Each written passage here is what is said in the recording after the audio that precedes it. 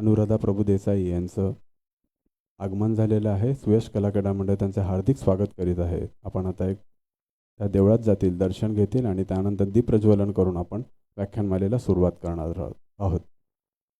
जास्तीत जास्त संख्येने उपस्थित राहून या व्याख्यानमालेची शोभा वाढवावी ही सुयश कलाक्रीडा मंडळतर्फे नम्र विनंती. आपल्या उद्यासाठी आज देणारा सैनिक या विषयावरती ते व्याख्यानमालेचं दुसरं पुष्प घुमतील.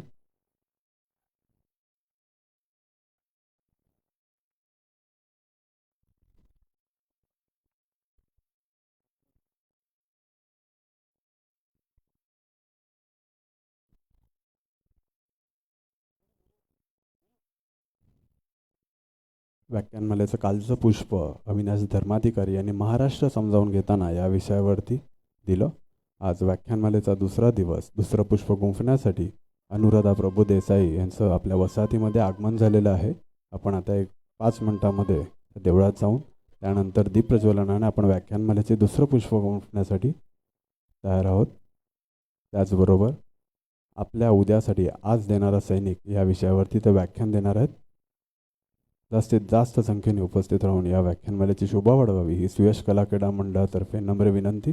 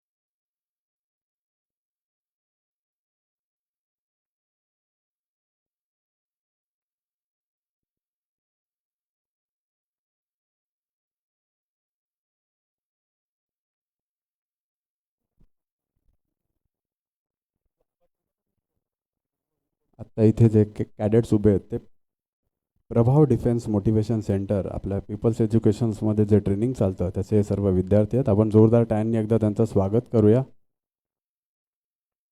त्या खास आपल्या मंडळाच्या विनंतीला मान देऊन इथे आलेले आहेत. त्याचबरोबर सरस्वती सेकंडरी स्कूलचा एक कॅडेट्स इथे उपस्थित आहे, पृथ्वी सावंत. त्याच्यासाठी देखील एक आपण टाळ्यांनी स्वागत करूया. Saraswati secondary school, people's education आणि त्याचबरोबर प्रभाव डिफेन्स मोटिवेशन सेंटर याचे सर्व कॅडेट्स आहेत. सुयश कलाक्रीडा मंडळ श्री सिद्धिविनायक मंदिर व्याख्यानमाला 2025 वर्ष 21. आता दीप प्रज्वलन करून आपण व्याख्यानमालेला सुरुवात करणार आहोत.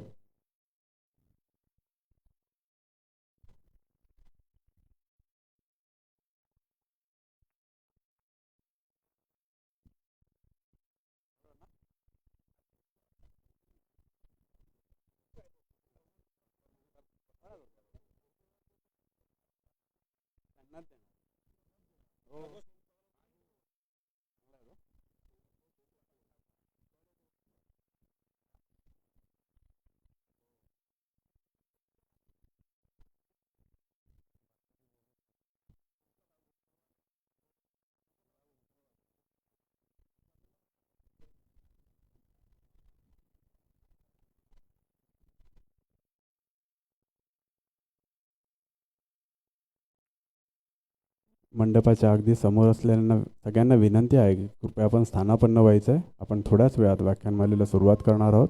अगदी गेटवर उभे असलेले सर्व कार्यकर्ते यांना देखील विनंती आहे की त्यांनी कृपया व्यासपीठाजवळ यायचं आहे. वसाहतीतील सर्व नागरिकांनी लवकरात लवकर इथे येऊन या व्याख्यानमालेची शोभा वाढवायची आहे. आपण आता थोड्याच वेळात या व्याख्यानमालेला सुरुवात करणार आहोत.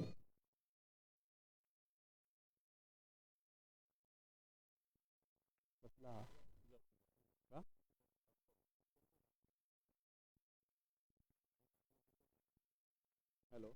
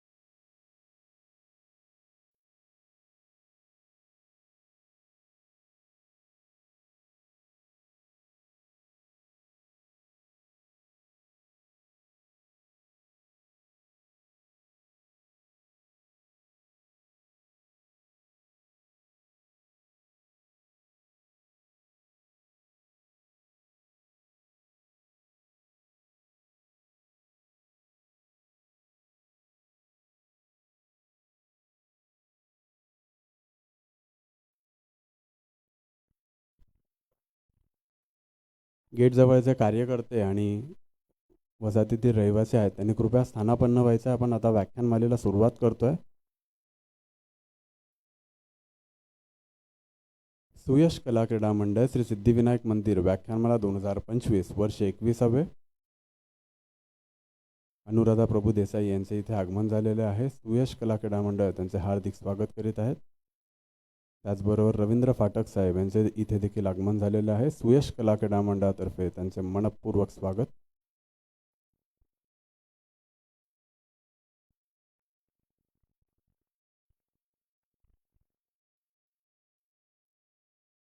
सर्व रसिक प्रेक्षकांचे सुयश कला क्रीडा मंडळ हार्दिक स्वागत करीत आहे. आपण आता दीपप्रज्वलन करून व्याख्यानमालेला सुरुवात करतोय. रवींद्रजी फाटक साहेब यांचं श्री सिद्धिविनायक मंदिरात आगमन झालेलं आहे. सुयश कला क्रीडा मंडळातर्फे त्यांचे मनपूर्वक स्वागत.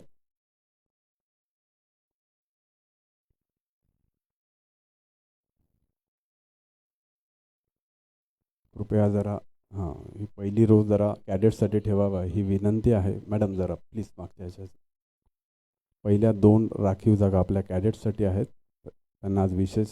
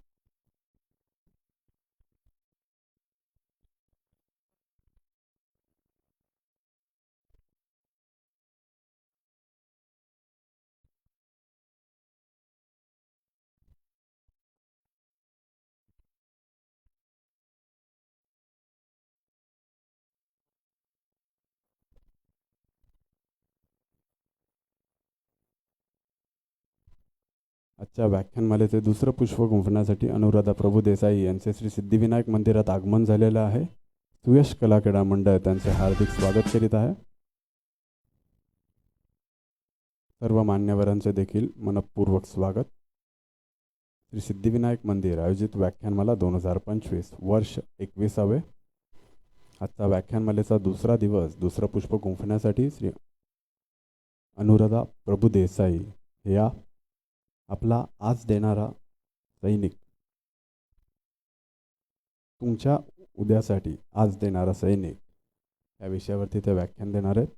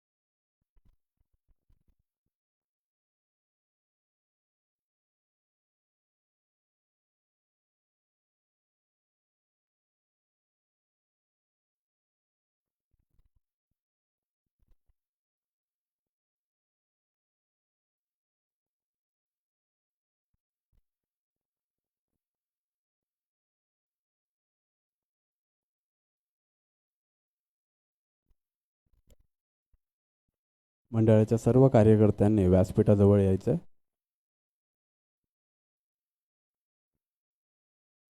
व्याख्यानमालेचे आजचे दुसरं पुष्प गुंफण्यासाठी अनुराधा प्रभू देसाई यांचे मंदिरात आगमन झालेले आहे. त्या आज तुमच्या उद्यासाठी आपला आज देणारा सैनिक या विषयावरती व्याख्यान देणार आहेत.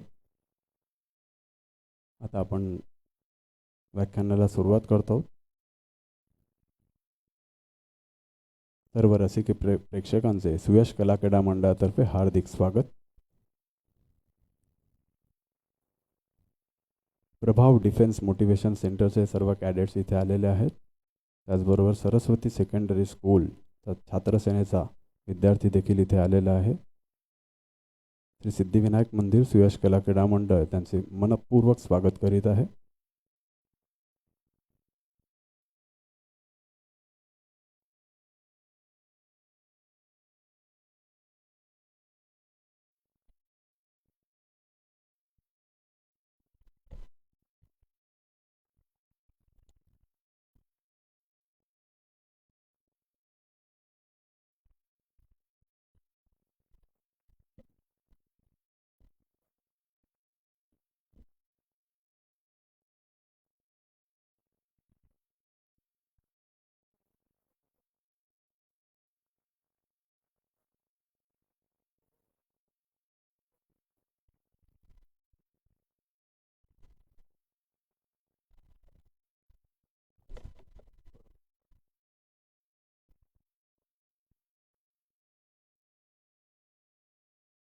सर्व रसिक प्रेक्षकांनी स्थानापन्न व्हायचं आहे.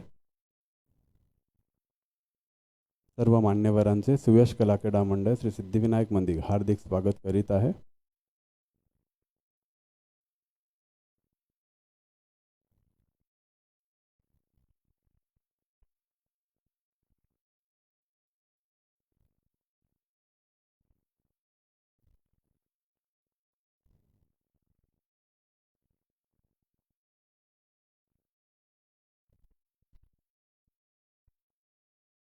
सुयश कला क्रीडा मंडळ श्री सिद्धिविनायक मंदिर व्याख्यानमाला 2025 वर्ष 21वे. आजचं व्याख्यानमालेचे दुसरं पुष्प गुंफण्यासाठी अनुराधा प्रभुदेसाई यांचं इथे आगमन झालं आहे. जोरदार टाळ्यांनी आपण त्यांचं स्वागत करूया. सगळ्यांनी उभं राहून आपण त्यांचं स्वागत करूया. सुयश कला क्रीडा मंडळ श्री सिद्धिविनायक मंदिर यांचं हार्दिक स्वागत करीत आहेत.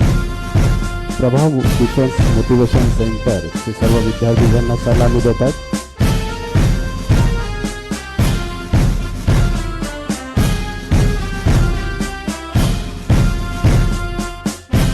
त्याचबरोबर रवींद्रजी फाटक साहेब यांचे देखील इथे आगमन झालेलं आहे. सुयश कला क्रीडा मंडळातर्फे त्यांचे मनपूर्वक स्वागत. जोरदार टाळ्या संपूर्ण प्रभाव डिफेन्स मोटिवेशन सेंटरच्या या कॅडेट्ससाठी ते आपल्या विनंती मान देऊन आलेले आहेत. मी मान्यवरांना इथे 2 मिनिटं स्थानापन्न होण्याची विनंती करतो.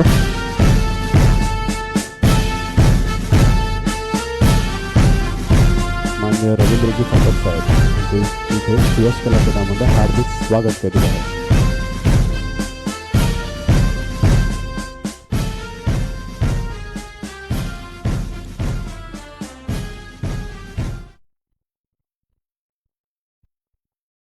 हॅलो,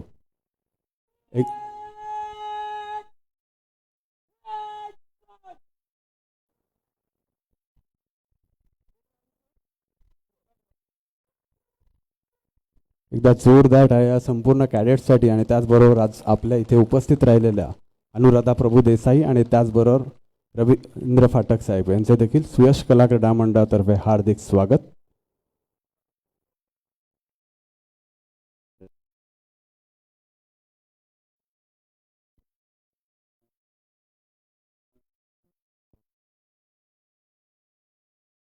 हॅलो,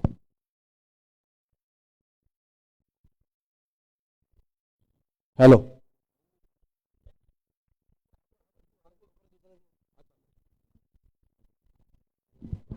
हॅलो, रवी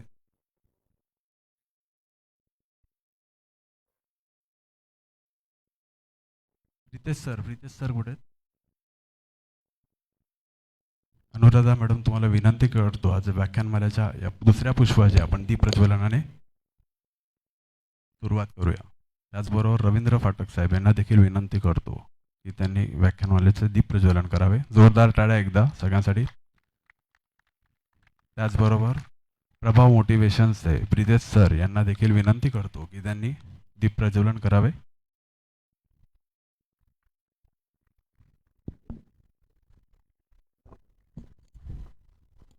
हॅलो.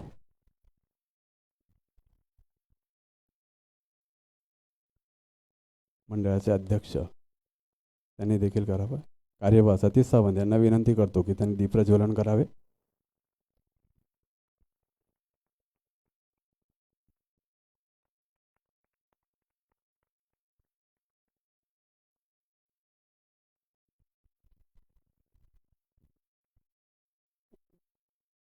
दोन मिनिटं इथे बसण्याची विनंती करतो मान्यवरांना.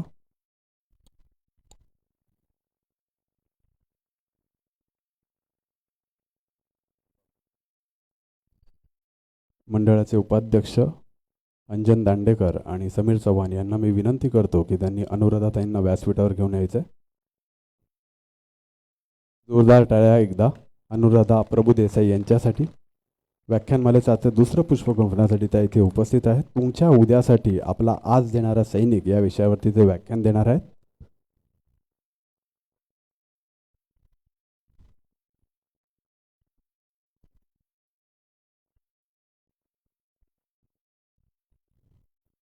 मॅडम 2 मिनटं बस.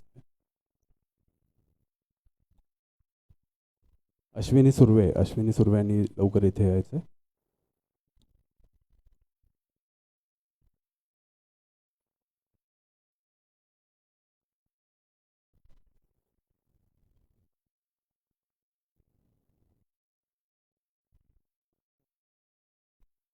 अश्विनी सुर्वे मॅडम यांना विनंती करतो की त्यांनी अनुराधा प्रभुदेसाई यांना पुष्पगुच्छ देऊन त्यांचं इथे स्वागत करावं.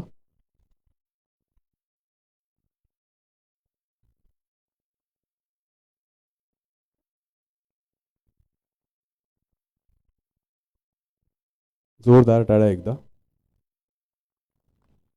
आपल्या वेळात वेळ काढून अतिशय बिझी शेड्यूलमधनं त्या इथे आल्या आहेत, त्याबद्दल सुयश कलाकडा मंडळातर्फे त्यांचे हार्दिक स्वागत. त्याचबरोबर आमच्या मंडळाच्या प्रत्येक कार्यक्रमामध्ये एक कार्यकर्ता म्हणून नेहमी उपस्थित असतात आणि मंडळाच्या सदैव मागे असतात असे आमचे स्नेही रवींद्रजी फाटक साहेब यांचे देखील मधुसूदन राव यांना आणि गुरुस्वामी यांना विनंती करतो की त्यांना पुष्पगुच्छ देऊन त्यांचं स्वागत करावं.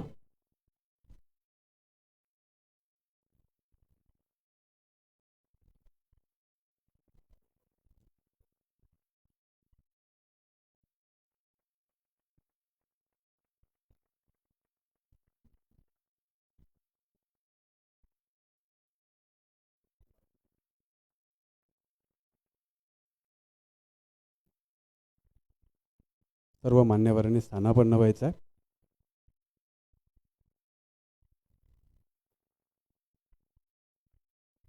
आपल्या या व्याख्यानमाला जेव्हापासून सुरू झाली तेव्हापासून शिवशाहीर बाबासाहेब पुरंदरे यांच्या व्याख्यानाने सुरुवात झाली. त्यानंतर अनेक दिग्गजांनी इथे पुष्प गुंफली. शिवाजीराव भोसले असतील, दाजी पणशीकर, प्रभाकर पणशीकर, वीणा पाटील, सुमेधा चितडे, श्रीधरजी फडके, स्वप्नील जोशी, महेश काळे या दिग्गजांनी पुष्प गुंफली.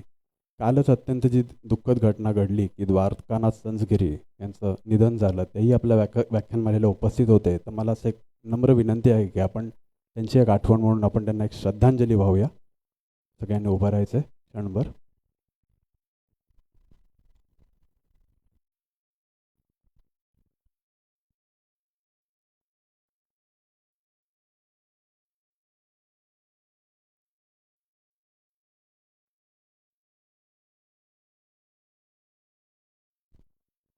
धन्यवाद. आणि कालच एक छोटीशी अशी गोष्ट घडली की म्हणजे छोटी नाही म्हणता येणार पण मोठी घडली असेच सांगतो थोडक्यामध्ये. एक लहान मुलगी अशी खेळत होती इथे आणि तिला 5,000 रुपयाचं असं खाली पडलेलं पाकिट मिळालं. तिने मंडळाच्या कार्यकर्त्यांकडे आणून दिलं आणि ते योग्य त्या माणसाला मिळालं. त्या छोटीला मी येण्याची विनंती करतो. ग्रीष्मा कामत असं तिचं नाव आहे. मॅडम तुम्ही तिला एक कौतुकाची थाप द्यावी अशी मी तुम्हाला विनंती करतो आणि छोटंसं तिला एक चॉकलेट द्यावं.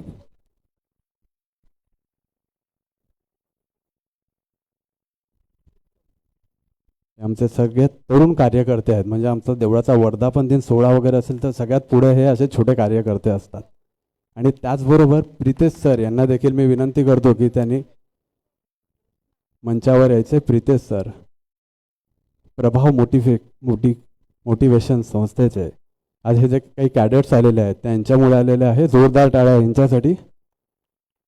सतीश सावंत यांना विनंती करतो की त्यांनी प्रितेश यांचे पुष्पगुच्छ देऊन त्यांचं इथे स्वागत करावं. अनुराधाताई, आपल्या खास विनंतीला एक मान देऊन हे संपूर्ण NCCचे आलेले आहेत. प्रभाव डिफेन्स अकॅडमीचे सगळं मोटिवेशनल विद्यार्थी आहेत. एकदा जोरदार टाळ्या खऱ्या अर्थाने यांच्यासाठी.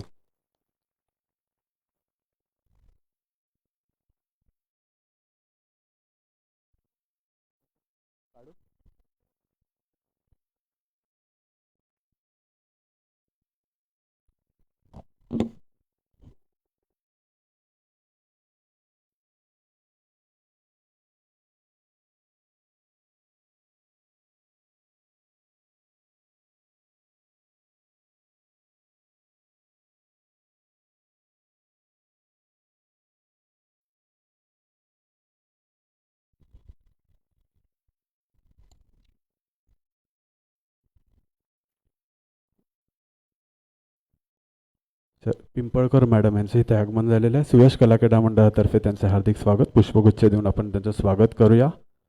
सतीश सावंत यांना विनंती करतो. सुभाष नाईक हे त्यांना पुष्पगुच्छ देऊन स्वागत करतील. आणि आजचं व्याख्यानमालेचं दुसरं पुष्प गुंफण्यासाठी मी अनुराधा प्रभू देसाई मॅडम यांना विनंती करतो की त्यांनी आजचं व्याख्यानमालेचं दुसरं पुष्प सुरू करूया.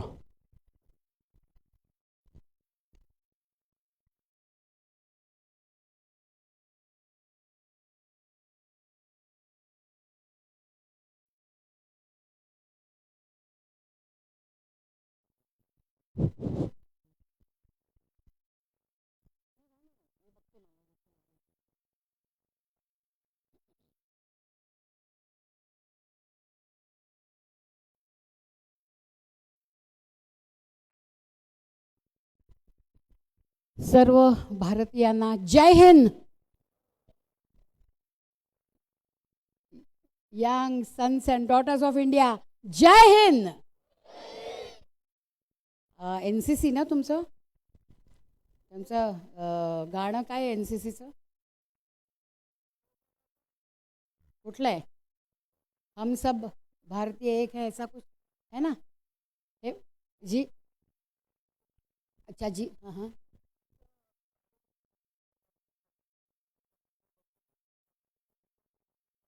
ओके जी, ओके जी, okay okay okay, good good good. कुछ अच्छा कर रहे हो ना, भले नाम कोई भी हो. Very good. एक बार उनके लिए तालियां. Good good good good. आता कार्यक्रमाला सुरुवात करायच्या आधी मला एक सांगायचं आहे की काही दिवसांपूर्वी मला फोन आला. मी एका आता पण मला असं वाटतं की आपले मोबाईल सगळेजण स्विच ऑफ करूया. एक दीड तास आपण जरा थोडंसं काहीतरी वेगळ्या वातावरणात जाऊया. असं काही फारसं अर्जंट त्याच्या वाचून नसेल असं मी समजते. आणि म्हणजे मी सुरुवात करते.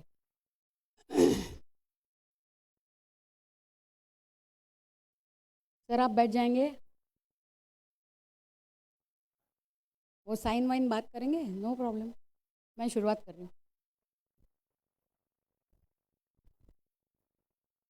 तर मला एक फोन आला काही दिवसांपूर्वी आणि त्यांनी सांगितलं की आम्ही एक अशी व्याख्यानमाला करतो आणि त्याच्यासाठी आम्हाला तुम्ही येऊन हवं आहे.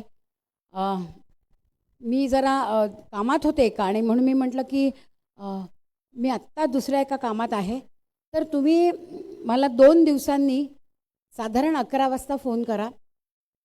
मी आत्ता जरा बिझी आहे. जनरली असं सांगणारे फोन हे 2 दिवसांनी येत नाहीत किंवा ते काहीतरी 4-5 दिवसांनी येतात आणि मग मॅडम जरा विसरलो होतो कामात, वेळ आहे का असं विचारतात. पण सरप्राईज मला असं झालं की एक्झॅक्ट 2 दिवसानंतर बरोबर 10:58 माझा फोन वाजला आणि 11 वाजता एक यंग मुलगा माझ्याशी बोलत होता की पहिलं त्याने टाकलं मावशी. म्हटलं या बोला. मी फोन केला होता, आमच्याकडे व्याख्यानमाला आहे, तर तुम्ही मला आज फोन करा सांगितलेलं. आणि आय वॉज व्हेरी हॅपी. तिथेच खरं तर त्या मुलाला 100 मार्क मिळाले. वेळेची किंमत काय आहे ही आपल्या सगळ्यांना माहिती आहे. आणि मग मी त्याला म्हटलं की कुठे आहे कार्यक्रम, काय आहे. तर त्यांनी मला सांगायला सुरुवात केली की बरेच दिग्गज आमच्याकडे येऊन गेले. मी म्हटलं मग तू मला कसं बोलवतो बाबा, मी तर साधी बाई आहे.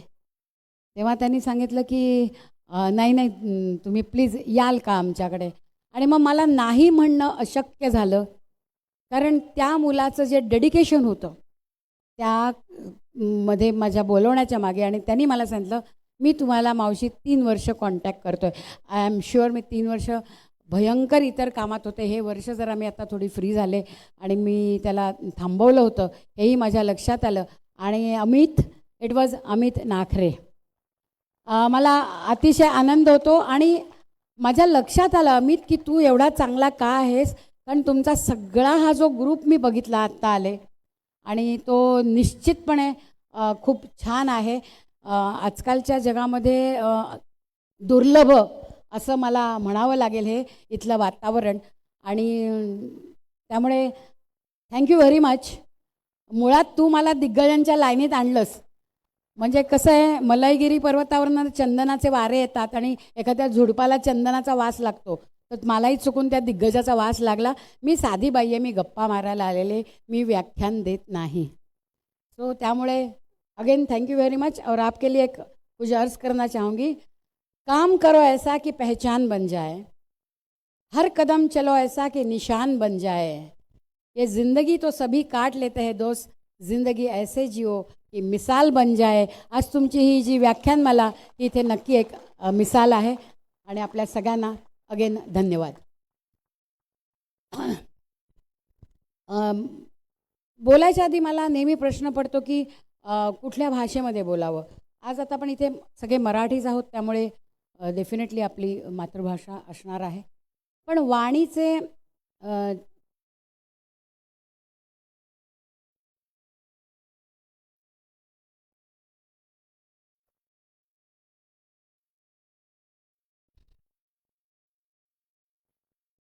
वाणीचे 4 प्रकार आहेत. वैखरी, मध्यमा, पश्यंती आणि परा. वैखरी म्हणजे मी बोलते ते. मध्यमा म्हणजे साधारण आपण हाताने किंवा इशाऱ्याने बोलतो ते. पण पश्यंती ही अशी वाणी आहे की जी हृदयातून सुरू होते आणि हृदयापर्यंत पोचते. आज मी जी काही बोलणार आहे ती मी त्या पश्यंतीमध्ये बोलणार आहे आणि तुम्ही ते सगळेजण पश्यंतीमध्ये ऐकणार आहात. कारण मला दिसतंय ज्या तादात्म्याने तुम्ही इथे बसलेले आहात, तुम्हाला मी काय म्हणतं ते कळेल. मी भावना सांगायला आलेली आहे आणि तुम्ही भावना स्वीकारणार आहात. गुलजार साहेब नेहमी म्हणतात, गलती शायद मेरे लिखने में है, मैं एहसास लिखता हूँ, लोग अल्फाज पढ़ते हैं. मी भावना बोलीन, तुम्ही शब्द घेऊ नका. त्या भावनांच्या मधला अर्थ समजला तर मला असं वाटतं मी आज इथे आले त्याचा काहीतरी उपयोग झालेला आहे.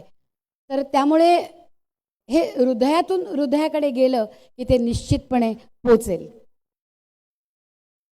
तर थोडीशी बॅकग्राऊंड अशी की 2004 साली मी कारगिलला अशीच फिरायला गेले होते आणि जेव्हा मी तो माहोल बघितला, कारण 99चं कारगिल युद्ध होऊन 5च वर्ष झाली होती आणि एकंदरीत तो सगळा माहोल, तिथला टरेन, तिथली थंडी, तिथलं रस्त्यावरनं धावणारे आपले सैनिक, तिथल्या त्यांच्या युनिट्स, तिथनं ते जाणारे कन्व्हॉय, ह्यातलं मला काहीही माहीत नव्हतं. माझं आयुष्य मुंबईत मस्तपैकी मी माझं करत व्यवस्थित चाललं होतं. तिथे गेल्यानंतर मी एक बोर्ड बघितला. It was in English. I only regret that I have but one life to lay down for my country. मला वैषम्य एकाच गोष्टीचं आहे की या देशावर ओवाळून टाकायला माझ्याकडे एकच आयुष्य आहे. मी हादरले ते वाक्य ऐकून, कारण माझ्या आयुष्याची सुरुवात मीपासून होत होती आणि दिवसाचा एंडही मीपासून होत असताना ही अहमदमध्ये चालणारी माझी गाडी अचानक त्या स्वयंमधनं मला कोहमचा आवाज आला आणि मी विचार केला की मी कुठे चुकते. आणि मग ती जी माझी अहमची गाडी होती ती त्या पटरीवरनं जी सुटली ती अशा एका स्टेशनवर येऊन थांबली, जे स्टेशन मला अनभिज्ञ होतं आणि त्या स्टेशनला मी अपरिचित. त्याचं नाव होतं सैनिक. आणि अजून 2004 पासून 24पर्यंत मी त्याच स्टेशनावर माझी गाडी उभी आहे. माझ्या नशिबाने मला खूप काही ठिकाणी जाता आलं. म्हणजे लडाखमध्ये म्हणाल तर लडाखचं द्रास, कारगिल, बटालिक, कक्सर, तुर्तुक, चुमार पोस्ट, सियाचिन बेस कॅम्प, नंतर चुशूल, आतल्या ज्या पोस्ट्स होत्या तिथल्या चुमार पोस्ट वगैरे, तर म्हणजे सगळ्या एकदम एक्स्ट्रीम बॉर्डरच्या पोस्टवर, आणि नॅचरली कारगिलचं युद्ध झालं त्या सगळ्या पोस्टवर जाता आलं. काश्मीरमध्ये पण इंटिरियर पोस्टमध्ये मी कुपवाडा, शोपियान डिस्ट्रिक्ट म्हणजे साऊथ काश्मीर असो, नॉर्थ काश्मीर असो, तंगधार असो, केरान असो, सगळीकडे मला आत आत आत जाता आलं. आणि आम्ही कुपवाडा आणि शोपियानमध्ये अनंतनागला आणि तिथे पुलवामाला कार्यक्रम पण केले. त्याच्यानंतर नॉर्थ ईस्टच्या आसाम, अरुणाचल प्रदेश, मेघालय, नागालँड अशा सगळ्या पोस्टवरती गेलं. आणि ह्या प्रत्येक ठिकाणी म्हणजे राजस्थानची बॉर्डर असो किंवा अजून ज्या ज्या कुठल्या माझ्या बॉर्डर्स सांगायच्या राहिल्यात, या सगळीकडे गेल्यानंतर मला सैनिक भेटला, सैनिक भावला आणि सैनिक मी अनुभवला. सैनिक ही बोलायची गोष्ट नाही, सैनिक ही सांगायची गोष्ट आहे. ज्यांच्याबद्दल बोलावं किंवा आजकाल बोलतात, भडाभडा बोलतात, कॉन्स्टंट बोलतात, सगळ्या चॅनल्सवर बोलतात, रस्त्यात बोलतात, बाहेर बोलतात, अशी अखंड माणसांबद्दल माणसं बोलत असतात. सांगण्यासारखी माणसं फार कमी असतात. ज्यांच्याबद्दल सांगावं असे आमचे सैनिक आहेत आणि म्हणून मी त्यांच्याबद्दल सांगायलाच तुमच्याकडे आलेली आहे.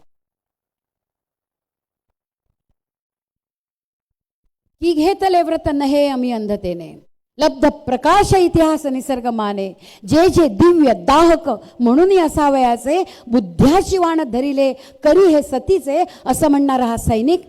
तेव्हा त्याच्या डोळ्यात मी अंगार बघितला.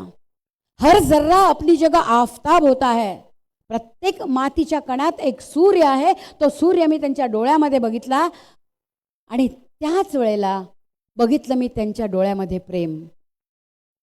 प्रेम त्यांच्या जुनूनवर, जज्बातवर, पलटणच्या इज्जतीवर, त्यांच्या युनिफॉर्मवर, त्यांच्या कॅपवर, प्रेम त्यांचं मातृभूमीवर आणि प्रेम तुम्हा आम्हा सर्वांवर. आणि ते प्रेम साधं सुद्धा प्रेम नाही. आता 14 फेब्रुवारी येईल, सगळ्यांच्या अंगावर मुलांच्या टॅटू असतील, काय काय काय असं बांधलेलं असेल, कोणाचे हात किती भरले असेल.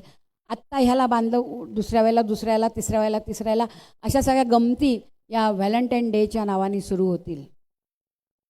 पण प्रेम म्हणजे हे नाही. कवी कुसुमाग्रजांनी अतिशय छान सांगितलंय, प्रेम कर भिल्लासारखं बाणावरती खोचलेलं, मातीमध्ये उगवून मेघापर्यंत पोचलेलं. प्रेम म्हणजे वणवाहून जाळत जाणं, प्रेम म्हणजे जंगलहून जळत जाणं. प्रेम कर भिल्लासारखं आमचा सैनिक असं प्रेम या देशावर करतो, ह्या आपल्या मातृभूमीवर करतो, तुम्हा आम्हा सर्वांवर करतो. प्रश्न हा आहे, त्या संपूर्ण त्यांच्या त्यागाला, प्रेमाला, समर्पणाला आपण लायक आहोत का? मी तुमच्यावर टाकते. स्वातंत्र्यवीर सावरकर म्हणायचे की जेव्हा उत्तर सापडत नाही तेव्हा प्रश्न व्हा. मी हा प्रश्न होऊन गेली कित्येक वर्ष उभी आहे की ह्या आमच्या युवकांच्या त्यागाला लायक बनायला आपण काय करायला हवं.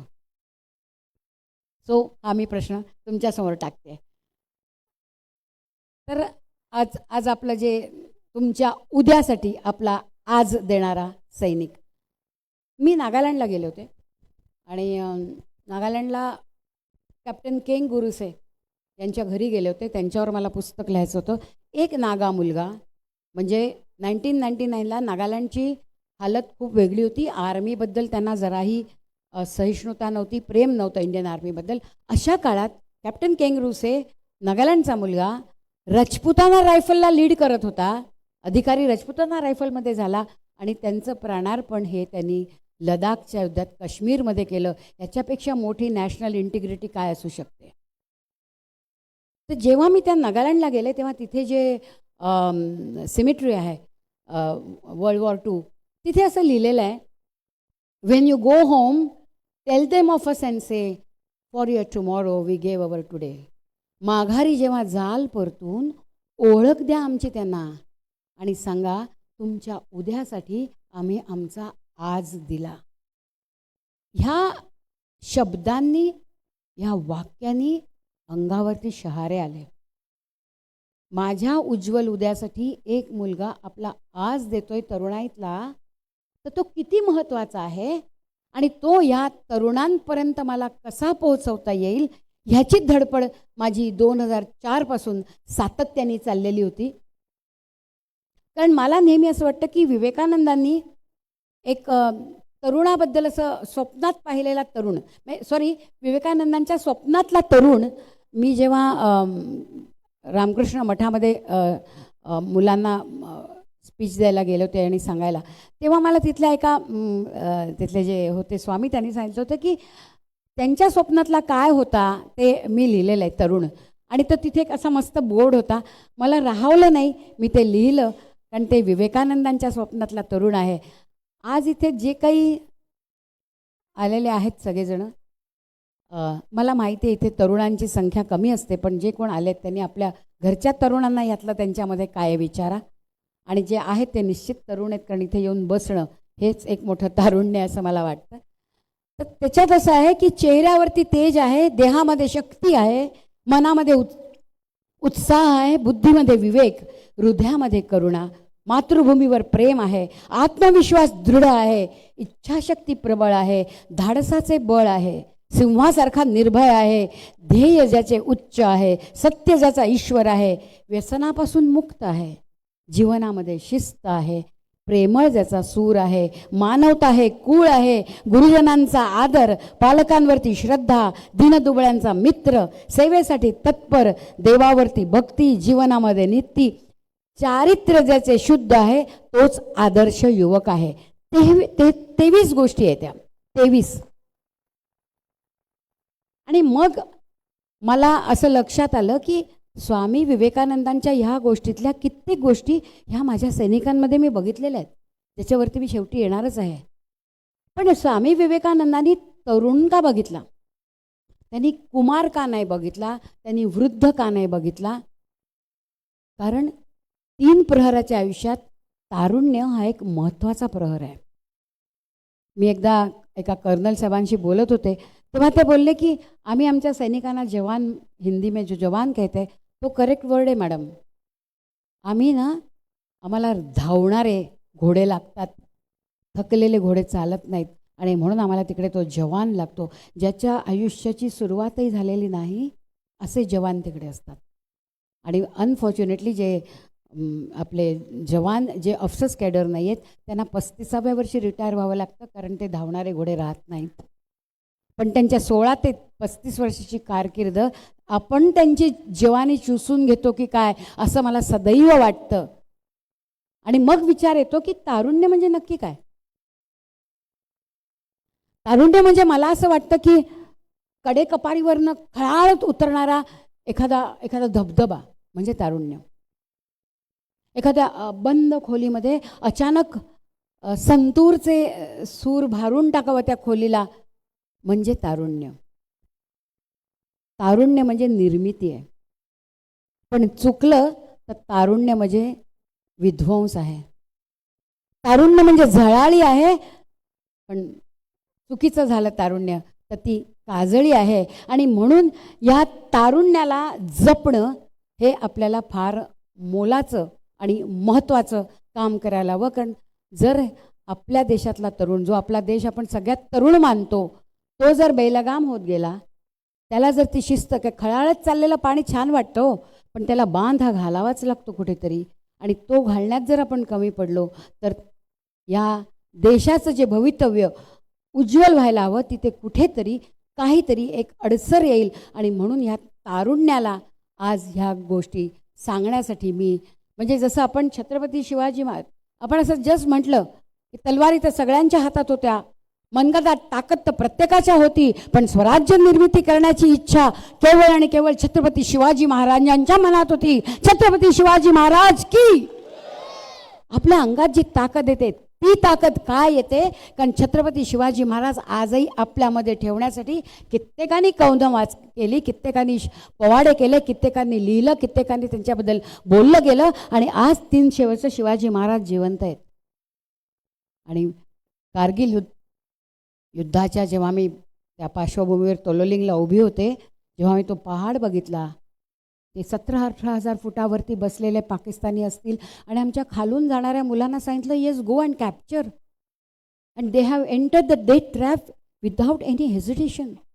साहब बोलो झंडा कहाँ लगाना है? समोर मृत्यू दिसत असताना पाऊल टाकणं याच्यासारखं धैर्य दुसरं कुठलंच असत नाही. जे धैर्य आमच्या सैनिकांनी दाखवलं, आज त्यांची भाट बनून मी तुमच्यासमोर उभी आहे. कारण हे सैनिक बोलत नाहीत, ते सांगत नाहीत, आणि म्हणून मी तुम्हाला म्हटलं की त्यांच्याबद्दल सांगायला आज मी इथे उभी आहे. बरं, तरुण मुलं आपल्या घरात असतात आणि मला नेहमी असं वाटतं की आपल्या घरात लाडाकोडात वाढणारा मुलगा, सकाळी त्याला आता तुमच्याकडे बोलवत असतील ट्रेनिंगला, चला लवकर सकाळी 6ला उठा, मग एका दिवशी झोपला, ताई म्हणेल जाऊन दे झोपलाय बबड्या, जाऊन दे आजच्या दिवस सांगते मी नाही येणार आहे वगैरे. आपण इतकं कुरवाळतो आपल्या मुलांना. म्हणजे मला तर त्या एक खाना खजाना नामक एक चीज़ है, बच्चे लोगों ने नहीं खाया ना तो उसमें ये चीज़ डालो, उसमें ये डालो, उसमें बटर डालो, अरे 2 कानफटात डालो. मुलं खातील. तुम्ही किती गोष्टींनी मुलांना काय द्यायचं आहे ना याचं तारतम्य सगळीकडूनच सुटत चाललं आहे, सगळीकडून सुटत चाललेलं आहे. तर मला नेहमी हा प्रश्न पडतो की अशा लाडाकोडात वाढलेला मुलगा जेव्हा युनिफॉर्म अंगावर घालतो तेव्हा त्याच्यात परिवर्तन कसं होतं. बदल नाही म्हणत मी. बदल म्हणजे रबर बँड असा खेचला आणि सोडला तर तो परत नॉर्मल होतो, हा बदल. पण परिवर्तन म्हणजे गुलाबाची जी कळी असते त्याचं फूल होणं, परत ती कळी होत नाही. हे परिवर्तन त्या मुलांमध्ये कसं होतं ह्याचा मला जेव्हा प्रश्न पडला तेव्हा त्याचं उत्तर मला माझ्या सैनिकांनीच दिलं. त्याला बहुत इझी आहे मासी. जेव्हा त्याचं पेन त्याची रायफल होते, जेव्हा त्याचा शर्ट त्याचा युनिफॉर्म होतो, जेव्हा त्याचे शूज बूट होतात, जेव्हा त्याचे टीचर इन्स्ट्रक्टर होतात, जेव्हा त्याचा मित्र त्याचा बड्डी होतो, जेव्हा त्याचं प्लेइंग ग्राउंड हे परेड ग्राउंड होतं, आणि जेव्हा आई ही व्याप्ती मातृभूमीपर्यंत जाते तेव्हा तो मुलगा सैनिक होतो. And once a soldier he is always a soldier. असं म्हणतात नेहमी की आर्मीतून माणूस बाहेर येतो पण माणसातनं आर्मी बाहेर येत नाही. आणि हे शिस्त, निष्ठा, साहस, समर्पण आणि जबाबदारी ही मी त्या तरुण मुलांकडे पाहिली. घटनेने आपल्याला 2 आर दिले. एक जो आर दिला तो राईट्स आणि दुसरा दिला रिस्पॉन्सिबिलिटी, हक्क आणि जबाबदारी. आपण हक्कांच्या मागे तर 100% धावतोय, पण मला घटनेने दिलेली जबाबदारी, आपण लोकशाही घेतलेली आहे. विवेक हा एक गाभा आहे त्या लोकशाहीचा. आपण तोच जर विसरलो आणि आपल्या जबाबदाऱ्या मात्र आपण दुसऱ्यांच्या डोक्यावर टाकून मला काय करायचं ही वृत्ती केली तर मात्र खरं नाही. या मला काय करायचं या वृत्तीमुळे कित्येक गोष्टीचा अनर्थ होतो. आणि हा अनर्थ होऊ नये कारण आज कोणीतरी 16 वर्षाचा मुलगा तुमच्या आमच्यासाठी आत्तासुद्धा कुठेतरी परेड ग्राउंडमध्ये काहीतरी करतो आहे. कुठला तरी 20 वर्षाचा मुलगा सियाचेनच्या -60 डिग्रीज टेम्परेचरमध्ये बसलेला आहे. कुठला तरी मुलगा अजूनही कुठेतरी आपल्यासाठी एखाद्या वाळवंटामध्ये बसलेला आहे. हे जेव्हा आपल्याला कळेल आणि काय आहे माहिती आहे, वी आर सिटिंग हिअर आरामसे. आपल्याकडे आता वरून कुठूनही अचानक बंबार्डिंग होणार नाही आहे. आम्ही अशा ठिकाणी जेव्हा गेलो, सोज्जियानला आम्ही जेव्हा गेलो तो आत पूंछ रजौरीच्या आत जेव्हा मी गेले होते तेव्हा त्यांनी सांगितलं की इतकं सुंदर तिकडे होतं. मी उरीला गेले होते तेव्हा आम्ही त्यांच्या त्या ब्रिगेडमध्ये बसलो होतो. म्हटलं अरे काय सुंदर आहे ते. तो बोला पटकन आज चला, वरून कधी काय येईल सांगता येत नाही. आम्ही इतक्या सुरक्षित वातावरणात वावरत असताना असुरक्षितता काय आहे ही जर आम्हाला कळलीच नाही तर या आमच्या सशस्त्र सेना दलाबद्दल आम्हाला काही वाटण्याचं कारणच येत नाही. कारण आपल्या कानावर आत्ता आज काँगोला 10 दिवसांपूर्वी अतिप्रचंड तिकडे उद्रेक झाला आणि डॉक्टर कर्नल राजेश अढाव जे कारगिल हिरो आहेत ते तिकडे त्यांचे कंटिंजंट घेऊन गेले होते. समोरून आलेली गोळी त्यांच्यावर जी मारली गेली ती जस्ट ब्रश करून बाजूला निघून गेली आणि तो बंदा आज तिथे 1000 लोकांना ज्यांनी तिकडे मारामारी केली, ज्यांच्यामुळे काही प्रॉब्लेम झाले, त्या सगळ्यांना तिकडे आज औषध पाणी करतोय. आणि मी त्याला म्हटलं अरे तुझं संपलंय 1 इयर, लास्ट इयर तो गेला आहे. तेव्हा तो बोला मावशी सेवा परमो धर्म, मी डॉक्टर आहे, मी असा इथून निघू शकत नाही. आज ह्या वृत्तीने डॉक्टर जो काम करतो, जिथे काँगोमधनं परत येण्याची त्याचे 1 वर्ष तिथे असताना सुद्धा ही जी त्यांची वृत्ती आहे, ही जी त्यांची वृत्ती आहे, ह्या वृत्तीला सलाम आणि म्हणून आमच्या आज राजेश अढावला आपण डेफिनेटली आज त्याचा कालच वाढदिवस झाला, त्याच्यासाठी आपण जोरदार टाळ्या देऊया. मला हल्ली सैनिक म्हणजे गेले काही वर्ष मी 2004 पासून सैनिक पोचवायचं काम करते, मनापासून करते. मला सैनिकांनी नंतर असं सांगितलं की मासी अब हमारे बारे में बोलना छोड़ दो, बहुत बोला आपने, बहुत किया. म्हटलं काय करू मग? तर ते बोले एक काम करना मासी, change the texture of the society.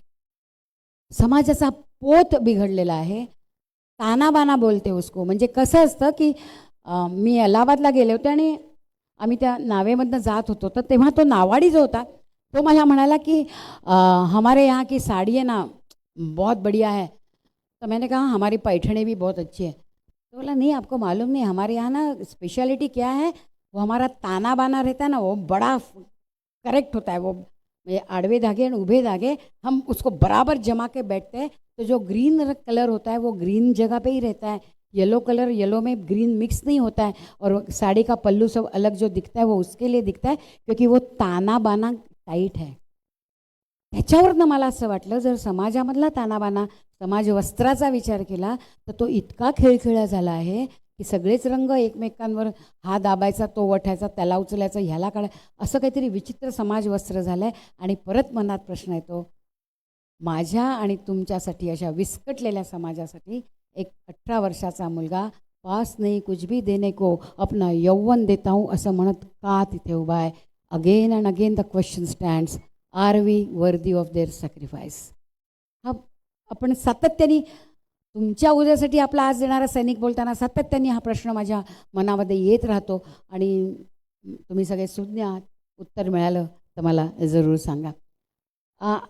मी जे मगाशी जसं म्हटलं की एक मला काय करायचं आहे हा जो एक प्रश्न प्रत्येकजण टाकतात, तर it is called like butterfly effect म्हणतात त्याला.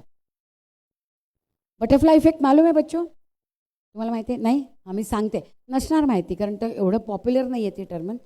बटरफ्लाय इफेक्ट म्हणजे कसं आहे की घोडा माहिती आहे तुम्हाला? घोडा, त्याला नाल लावतात, त्या नालेला खिळेने ठोकतात घोड्याच्या पायाला, बरोबर, तेव्हा तो धावतो. तर असं म्हटलं जातं की एका नालेचा खिळा तुटला, खिळा निघाला म्हणून घोडा कामी आला, घोडा पडला म्हणून सैनिक कामी आला, सैनिक पडला म्हणून लढाई हरली, आणि लढाई हरली म्हणून देशाचा घात झाला. म्हणजे एक खिळा हा देशाचा घात करतो. दिस इज बटरफ्लाय इफेक्ट. मी न करून काय होतं याचं उत्तम उदाहरण अकबर आणि बिरबलच्या गोष्टीत आहे.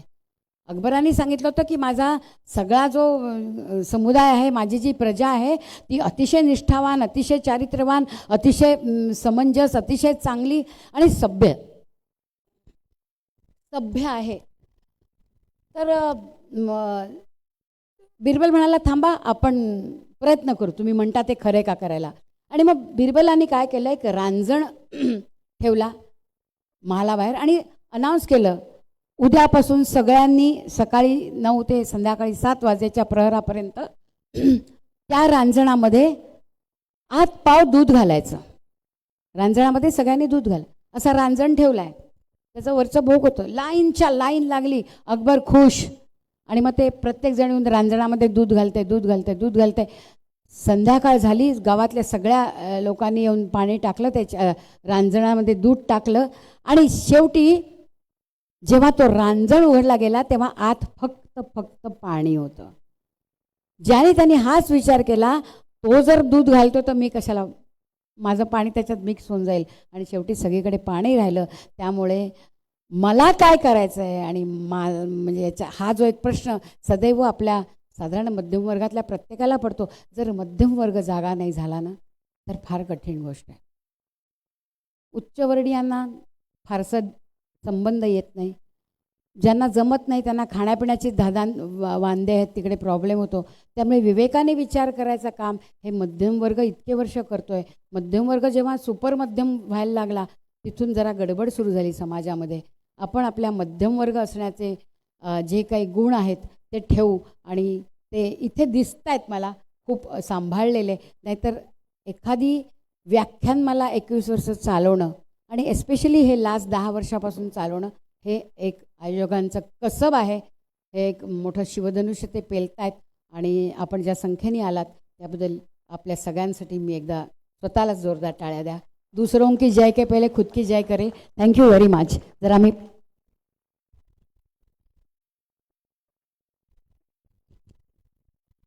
भगतसिंग होते ना, भगतसिंग, त्यांना पण तारुण्य हे फार लोभवायचं आणि त्यांनी तेव्हा असं त्यांचा विश्वास होता या तरुणाईवर.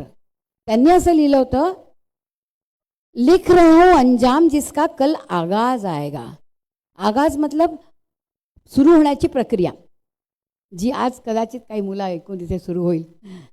तर काय लिहितात भगतसिंग, लिख रहा हूं अंजाम जिसका कल आगाज आएगा, मेरे लहू का एक एक कतरा इनकलाब लाएगा. मैं रहूं या न रहूं पर ये वादा है तुझसे मेरा, मेरे बाद वतन पर मिटने वालों का सैलाब आएगा. And he was very right.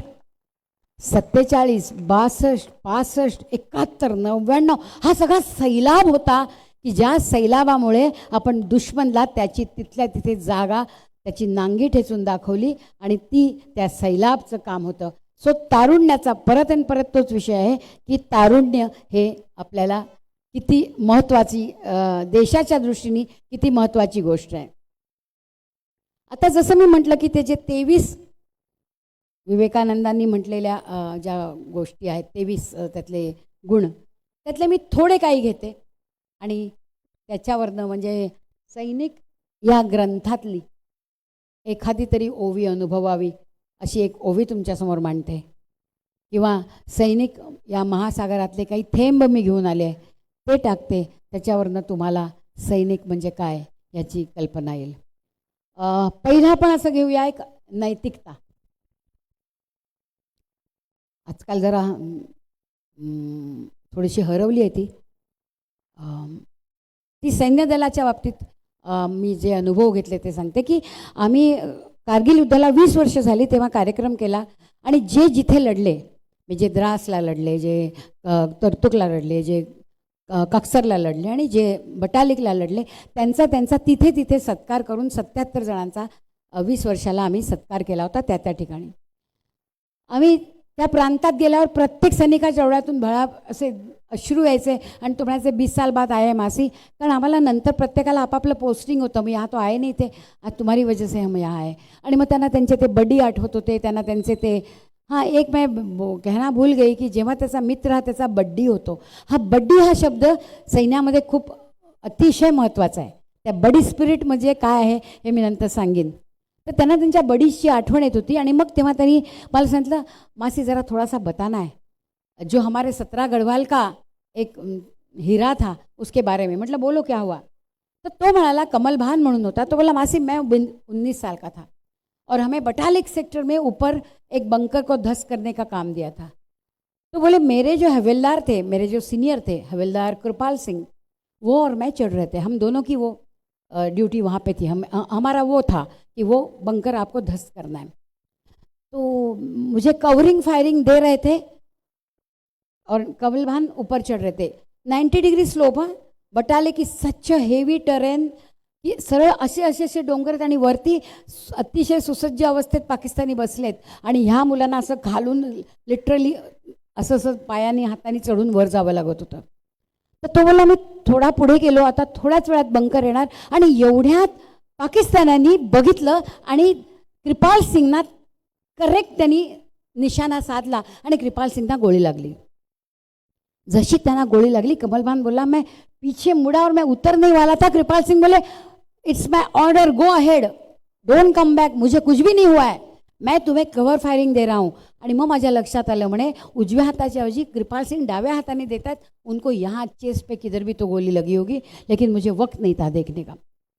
मग मी वर गेलो आणि या खुन्नसनी की कोणी माझ्या सिनियरवरती गोळी झाडली. मी छुपत असा त्या बंकरमध्ये घुसलो, डावीकडनं ग्रेनेड घेऊन वरून फेकला आणि आत या अल्लाह करत सगळेजण जेव्हा बाहेर आले तेव्हा माझ्या लक्षात आलं की मी दोघांचा खात्मा केलेला आहे. मी त्यांची इन्स्ट्रुमेंट्स होती ती सगळी बाजूला काढली, पण मी ती आणायला गेलो नाही, कारण मला कृपाल सिंगना भेटायचं होतं. काय झालं, मी फक्त तिकडनं एक मेसेज दिला, साहब फतेह हो गई आहे, आणि मी खाली उतरलो आणि कृपाल सिंग बसलेले होते, त्यांची पाठ टेकून त्या दगडाला. रक्त भळाभळा वाहत होतं. मी त्यांना म्हटलं, कृपाल सिंग मैं आपको उठाता हूँ. मी म्हणे त्यांना माझ्या खांद्यावर घेतलं. इमॅजिन करा, 17,000 फुटावरनं सरळ स्लोपवरनं ज्याला चढणं मुश्किल तो त्यांना पाठीवर घेऊन येतो, कारण सैन्यात बडीला मागे ठेवून जात नाहीत. कुठेही आपला बडीला सोडून जायचं नाही, हा रूल आहे. तो बोला, वो मेरे कंधे पे थे, बार बार बोल रहे थे मुझे नीचे उतारो, कोई मैं जीने वाला नहीं, तुम एग्जॉस्ट हो जाओगे, तुम छोड़ दो मुझे. लेकिन मैंने उनको छोड़ा नहीं. खून बह रहा था, गर्मी मेरे खून की है या उनके खून की मुझे पता नहीं चल रहा है. मैं नीचे नीचे नीचे उतरता था, लेकिन थोड़ा सा मैं बेस के नीचे आने के पहले वो बोले, रुक जाओ रुक जाओ. बहुत छोटी सी उनकी आवाज़ एकदम कम आ गई. आवाज़ त्यांची इतका कमी झाला आणि ते माझ्या कानात बोलले, मेरे पॅन्ट के जेब में हात डालो.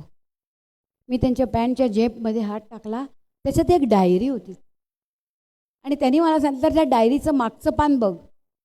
त्या मागच्या पानावरती लिहिलेलं होतं, 4 नावं होती. त्या प्रत्येक नावासमोर एक नंबर होता. नो डाऊट तेव्हाचे जे नंबर होते ते लँडलाईनचे. आणि तिच्यापुढे लिहिलेलं होतं 37 रुपये, 39 रुपये, 28 रुपये, 75 रुपये, अशी काहीतरी अमाऊंट्स त्याच्यापुढे लिहिलेल्या होत्या. आणि त्यांनी कमल भानला सांगितलं, कमल भान, ये जो नंबर्स है मैं तो लड़ा हूँ जुलाई में, तो मुझे जुलाई की सैलरी मिलेगी. जैसे मेरी सैलरी आएगी, इनके जो पैसे हैं उनको वो पैसे वापस दे देना, नहीं तो मेरा वो ऋण मुझ पर रह जाएगा. तो बोला, वो उनके आखिरी वर्ड्स थे. उन्होंने माँ बाप बीवी बच्चों का नाम नहीं लिया. जो ऋण था वो देना उनको लाजमी लगा. मैं उनको उठा के लेके आया, लेकिन वो शहीद हो चुके थे. याला म्हणतात नैतिकता. आणि ही आमच्या सैन्य दलामध्ये ठासून भरलेली आहे. जेव्हा मी काश्मीरला गेले होते, आय हॅड बीन टू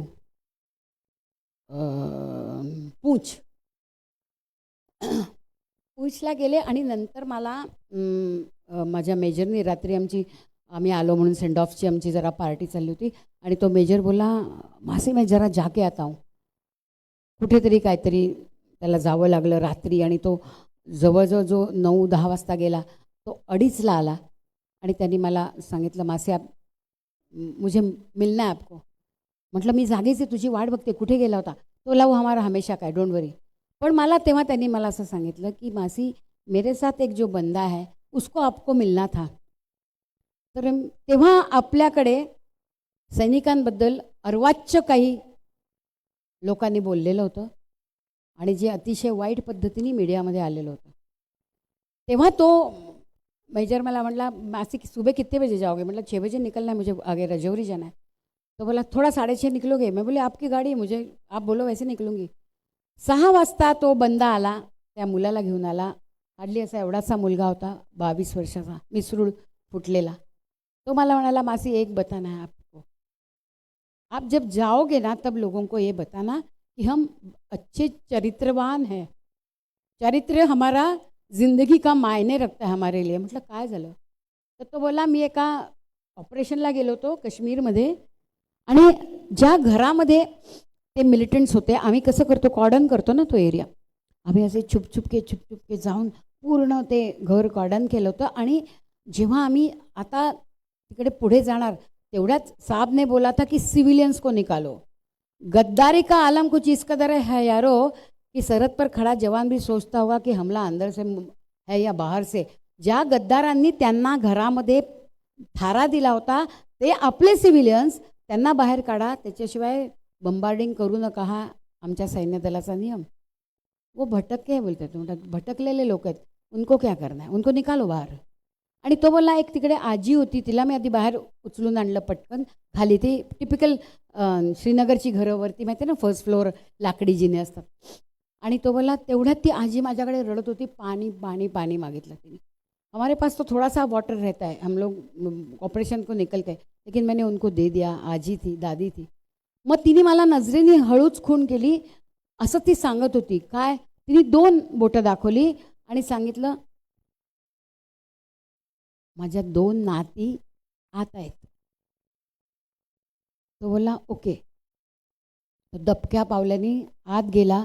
त्या दोघी नाती यंग सुंदर मुली, काश्मीरी सौंदर्य तुम्हाला माहिती आहे, अशा 16 आणि 17-18 वर्षाच्या मुली. त्यांनी हळूच एकीला उचललं, बाहेर आणून लांब ठेवलं. त्या घाबरून गठाळून गेल्या होत्या. दुसरीला उचललं, तिला आणून त्यांनी बाहेर ठेवलं आणि मग त्यांनी ते ऑपरेशन केलं आणि मग तो संपूर्ण त्यांनी उद्ध्वस्त केला आणि ते सगळेजण परत आले. तो बोलला, मासी मैंने उस लड़की को उठाया लेकिन मेरे मन में कुछ भी पाप नहीं था. मैंने उसको जहाँ पे रखा, उसकी दादी के पास रखा, मैं भूल भी गया कि वो कितनी सुंदर थी, वो क्या थी. वो मेरी बहन जैसी थी. मैंने उसको आसरा दिया. तुम्हारे समाज के लोग हमारे बारे में जो बोलते हैं मासी, कृपया करके उनको बोलना, हम ऐसे नहीं करते. मी बघितलंय बर्फामध्ये 24 घंटे 18-22 वर्षाची ही मुलं उभी असतात का त्यांना काही बायोलॉजिकल सेन्सेस नाहीत की काय. आपल्या इथे 1000 मुलं मुली दिसत असताना पण एकमेकांच्या अंगावर लटकणाऱ्या मुलं मुली जेव्हा मी बघते आणि जो गदारोळ, जो उन्माद मी बघते इथे चाललेला, तेव्हा मला ह्या सैन्यदलाबद्दलचा असं वाटतं, ती 16 वर्षाची 18 वर्षाच्या मुलांना लोटांगण घातलं तरी कमी आहे. टाळ्या त्यांच्यासाठी वाजवता वाजवता कधी हात जोडले जातात आणि नमन होतं हे कळत नाही. अक्षरशः त्या क्षणांचं औक्षण करावं आणि त्यांच्यावर ओवाळून टाकावं असं मला वाटतं. ही नैतिकता. प्रत्येक वेळेला आपण इंट्रोस्पेक्ट करूया, आजकाल आपण राहतोय ते भवताल काय आहे. पालकांबद्दल मला सांगायचं, जसं सैनिकांबद्दल मी नाही, ते त्यांना तर ट्रेनिंग देतात नो डाऊट. पण मला, मी अगदी जेव्हा नवीन नवीन सुरुवात केली तेव्हा मी या परमवीर चक्र विजेत्यांवर आधी गोष्टी लिहिल्या, छोटी छोटी बुकलेट्स करून शाळांमध्ये वाटली. तर मला आणि दर 26 जुलैला मी 30 वेळा आत्तापर्यंत तिकडे गेलेली आहे कारगिलला, विजयस्तंभाजवळ. कन्झिक्युटिव्ह 2010 पासून जाणारी सिव्हिलियन मी आहे, त्यामुळे या 26 जुलैला 25 वर्ष झाली. तेव्हा एक जरा खास त्यांना होतं की ही महिला इतके वर्ष रेग्युलरली येते. तर मी प्रत्येक वेळेला तिकडे पुस्तकं लिहून वाटायची तिथल्या प्रोग्रॅम्सना. तर मला मनोज पांडेबद्दल लिहायचं होतं पुस्तक, कॅप्टन मनोज कुमार पांडे, परमवीर चक्र. तर मला त्यांचा नंबर मिळत नव्हता. नेमके त्यांच्या युनिटचे मला भेटले आणि त्यांनी सांगितलं की ये उनका नंबर है, आप उनके साथ बात करना, उनकी माता के साथ. मी ऑफिसातनं घरी आले, मी बँकेत मॅनेजर होते, 12 नंतर सोडली मी, कामं वाढली म्हणून. पण मी जेव्हा घरी आले रात्री साधारण 9, 9:15 झाले आणि मी मोहिनी बहनना फ़ोन केला आणि त्यांना म्हटलं, मोहिनी बहन मैं पुणे से बात कर रही हूँ, अनुराधा प्रभुदेसाई बोल रही हूँ, मुझे आपके लड़के पर बुक लिखना है, तो मुझे आपके साथ कुछ बात करनी है. मैं कभी बात करूँ आपके साथ. तर त्यांनी मला असं विचारलं, आप महाराष्ट्र से बोल रहे हो? म्हटलं हाँ महाराष्ट्र से बोल रहे हो. आपने अभी फ़ोन किया? आणि मग मला कुठेतरी मनात आलं काहीतरी चुकलं, ही वेळ कदाचित गोमतीपुरा लखनऊमध्ये टू लेट असेल. तो मैं त्यांना म्हटलं, सॉरी दीदी, मैं कभी फ़ोन करूँ आपको, क्योंकि मैं अभी आई हूँ घर. तो बोले अभी मतलब क्या? See the smart lady. मतलब मैं अभी ऑफिस से आई. मतलब आप क्या करते हो? मतलब मैं बैंक में हूँ. घर में कौन है? मतलब मैं और मेरे पति हैं. क्यों, बच्चे वगैरह? मतलब नहीं, लड़की की शादी हुई है. खाना कौन पकाता है? मतलब मैं ही पकाती हूँ. आपने खाना खाया? तो मैं म्हटलं नहीं, बनाने वाली हूँ आपके साथ बात करने के बाद. तो बोले वो नहीं होगा अनुराधा, आप खाना बना लो. अगर आपके खाना बनाने में, मैं बोले दीदी वक्त लगेगा. बोले कितना भी वक्त लगने दो, तुम मुझे फ़ोन करो, मैं फ़ोन उठाऊंगी, उस बहाने मैं मेरा बच्चा जी लूँगी. आज आपल्या शहीद झालेल्या मुलाला एक आई, तिचा आत्मा काय, तिचा आत्मा तडफडत असेल. आणि जेव्हा मी फ़ोन केला, लिटरली मी पटापट बोलून त्यांच्याशी फ़ोन केला, त्याच्या एक एक गमती सांगत राहिल्या, कसा होता तो 111 गोरखा रायफलमध्ये होता तो. आणि मग 99 साल आलं आणि एक मोठी शांतता झाली. कारण असं शुक्रताऱ्यासारखा आलेला तो मुलगा प्रभात स्वप्नासारखा सकाळी निघून गेला होता. मला कधी कधी काही लोक फ़ोन करतात आणि सांगतात, आम्ही फार इन्स्पायर झालो तुमच्या लेक्चरमुळे. हां बरं, मग तर जरा 1-2-4 शहीदांची नावं सांगा आणि जरा त्या वीरनारींची सांगा, म्हणजे आमचा कार्यक्रम घेतो. 2-4 शहीदांची नावं सांगा, आम्ही एक कार्यक्रम घेतो. ज्यांच्या घरात अंधार झाला आहे, त्यांच्या घराची काहीही काडीमात्रही तुमच्या हृदयात जर संवेदना नसेल तर नाटकं कशाला करता? आहे ते ठीक चाललंय ना. एखादा अगदी हिंदी फाडफाड बोलून, ma'am I was very much inspired but I feel can I talk to you नाव? I said yes, what you want? Ma'am we are planning to do something in this year. The subject is patriotism. So you are the only one about whom I can ask. Can you give me some names? फक्त तेच वाक्य इंग्लिशमध्ये for the martyrs and their parents so that I can just ask them to be there at the function I invite them. मी म्हटलं ह्या वर्षी पेट्रियोटिझम, देशभक्ती. मग पुढच्या वर्षी नाही, ते दुसरा माणूस येईल आणि तो दुसरा विषय घेईल. देशभक्ती अशी असते. समाजाचा स्तर सुधार हे वाक्य पदोपदी मला जाणवतं आणि असं वाटतं की आपणच चुकीचे आहोत की काय. इतकं बाजूचं वातावरण असं की कधी कधी असं असतं ना, ठासून खोटं बोललं की ते खरं वाटायला लागतं. तसं मला वाटतं की आयुष्याचा हाच मार्ग आहे की काय खरा. कुठेतरी चुकतंय, कुठेतरी काहीतरी चुकतंय. ज्याला ज्याला ह्याच्यातनं काही घेऊन कुठे सांगता येईल आणि करता येईल. Let us do one thing, let us change the texture of the society. हे काम फक्त आणि फक्त विचारी आणि विवेकी माणसं करू शकतील आणि जो विवेक मला आज इथे दिसतोय. पुढे आपण जाऊया. एक 9:30पर्यंतच वेळ आहे का रे? ओ हो ओ हो हो, बरं जरा मी फास्ट जाते मग आता. मग यातलं काही कमी करते मी. एक सेकंड. आपण एक निर्भयबद्दल घेऊ, चलेगा? मी पूंछला जेव्हा गेले होते तेव्हा आम्हाला एका पोस्टला जायचं होतं. त्या पोस्टचं नाव होतं उल्लू पोस्ट. बहादूर पोस्ट असं आपल्या पोस्टचं नाव होतं आणि समोर एक उल्लू पोस्ट होतं. तर मी म्हटलं हे असं काय नाव? ते बोलले जा मग कळेल तुम्हाला. आम्ही तिथे गेलो आणि ट्रेंचमधनं जावं लागलं आणि बंबार्डिंग झालं. सो आम्हाला पुढे जाता आलं नाही, परत यावं लागलं. सो मैंने पूछा ये बहादूर पोस्ट का क्या है? तेव्हा त्यांनी सांगितलं ती पोस्ट आणि पाकिस्तानची पोस्ट अशी समोर होती आणि आमचा जो गोरखा तिथे उभा होता बहादूर, त्याला तो जवळजवळ 2 दिवस तिथे उभा होता कारण त्याचा बड्डी बीमार होता. Again I am telling you, buddy बीमार था. तो ये बंदा वहाँ पे खड़ा था आणि तो 24 तासापेक्षा जास्त तिथे नेटाने उभा होता. आणि एक त्यांनी काय केलं, त्याची बंदूक अशी ठेवली बाजूला आणि त्या बंकरच्या बाजूला इथे त्यांनी ती लावून थोडीशी त्याची डोळे अशी एक झाप आली डोळ्यावर आणि जाग आली तर त्याची बंदूक नव्हती. त्यांनी समोरच्या बंकरमध्ये बघितलं, तो पाकिस्तानाच्या हातात त्याला बंदूक दिसली आणि त्याला असं वाटलं की आपली झोपच्या याच्यात हा येऊन इकडे बंदूक घेऊन गेला. त्याच्या हातात बंदूक असताना हा थाड थाड थाड थाड थाड थाड ह्या स्पीडनी विजेच्या वेगाने त्याच्यापर्यंत गेला. त्यांनी त्या पाकिस्तानाकडनं ती त्याला समजायच्या आत ती बंदूक खेचून घेतली, 2-4 त्याच्या लगावली आणि थडथाड थडथाड येऊन आपल्या जागी उभा राहिला. आता तिकडे जे सुभेदार मेजर साहेब होते ते थोड्या वेळाने बाहेर आले आणि त्यांनी बघितलं की बहादूरच्या हातात बंदूक आहे आणि ते असे आले होते आणि त्यांनी हात पुढे केला तर बहादूरची बंदूक त्यांच्या हातात होती आणि ह्या मुलांनी जाऊन तिथे आणली.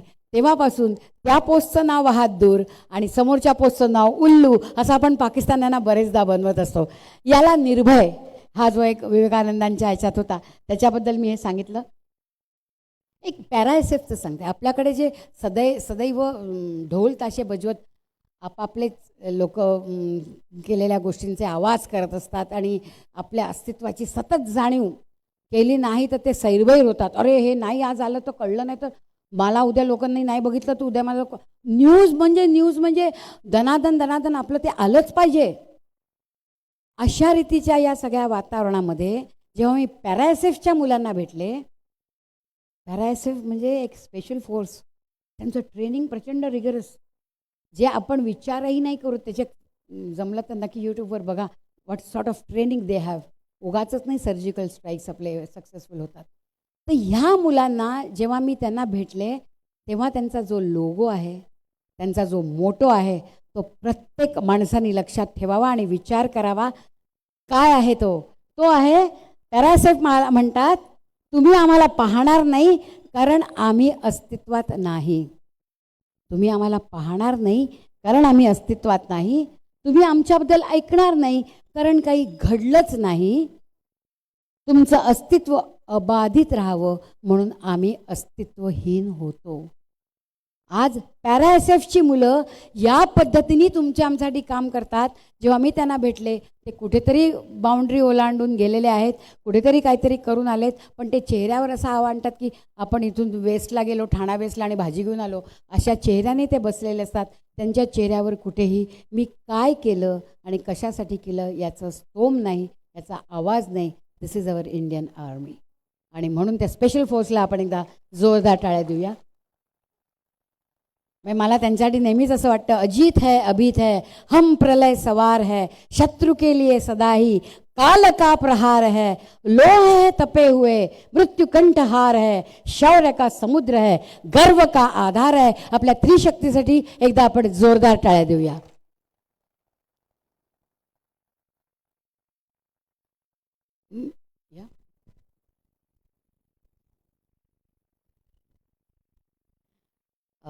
तो म्हणतो 9:45 10 मिनटं बसायची तयारी आहे का? बरं. मला वाटतं मी आधी ना तुम्ही छान ऐकतात म्हणून जरा रमून गेले बोलण्यामध्ये. एक सांगते की संस्कार, त्याच्यामध्ये त्यांनी जसं म्हटलं आहे संस्कार. तर मी गेले होते दिमापूरवरनं मी निघाले, आसामवरनं मी टुअर्स नागालँड चालले होते. तेव्हा वाटेत दिमापूर आहे, आधी दिमापूर. तर मी दिमापूरला जेव्हा पोचले तेव्हा माझा जो ड्रायव्हर होता हा गाडी 60च्या स्पीडनी चालवत होता. आम्ही ज्या आसामपासून निघालो होतो तर गाडी आरामात कॅम्पवरनं जिथून मी नंतर निघाले तिथून 60च्या स्पीडनी तो चालवत होता. आणि जसं दिमापूर आलं, दिमापूरला एक स्क्वेअर आहे, तिथे एक मुलगा रिक्षावाला आणि एक दुसरा यांची आपापसात मारामारी चालली होती, सिव्हिलियन्स तिथले. तर तो रिक्षावाला आणि जो सायकलवाला ज्यांची मारामारी चालली, त्या सायकलवाल्याच्या पाठीमागे एक बंदूक होती, गावठी पिस्तूल म्हणावं, गावठी बंदूक होती. आणि जसं त्यांचं मारामारी सुरू झाली त्यांनी फाटकन ती बंदूक बाहेर काढली.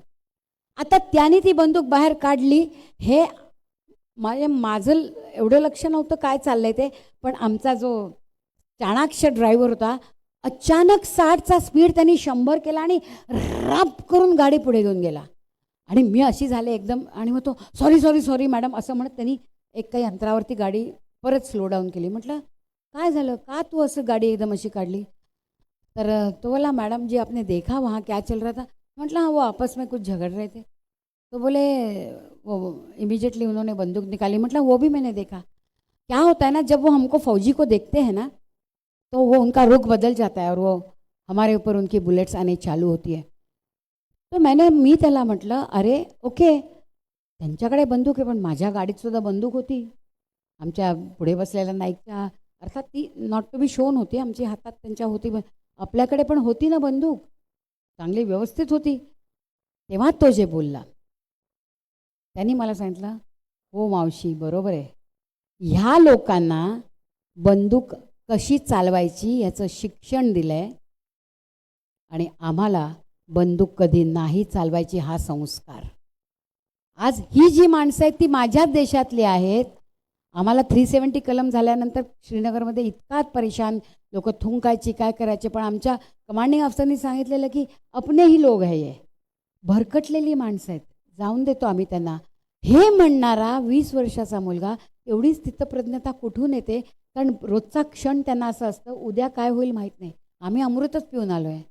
80व्या वर्षीसुद्धा मला व्हेंटिलेटरतून जगायचंच असतं कारण मला मरायचंच नाही आहे. आणि ही मुलं मृत्यूच्या हातात हात घालून तू बी काय याद करेगा असं करत चाललेली आहेत.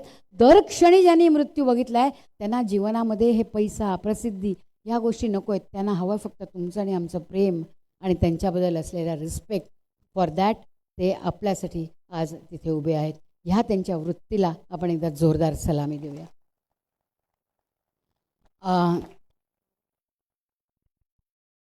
एक 2 गोष्टी सांगून मी थांबवते. ओके ये ले लेंगे हम. राष्ट्रनिष्ठा आणि कर्तव्य, जसं मगाशी मी म्हटलं जबाबदारी आणि त्याच्यावरनं मी सांगते की काय आहे. आम्ही जेव्हा आत्ता गेल्या वर्षभर 25 वर्ष कारगिल युद्धाचा 25 कारगिल युद्धाने घेऊन 12 ठिकाणी महाराष्ट्रात 6 आणि 6 बाहेर महाराष्ट्राच्या असे कार्यक्रम केले.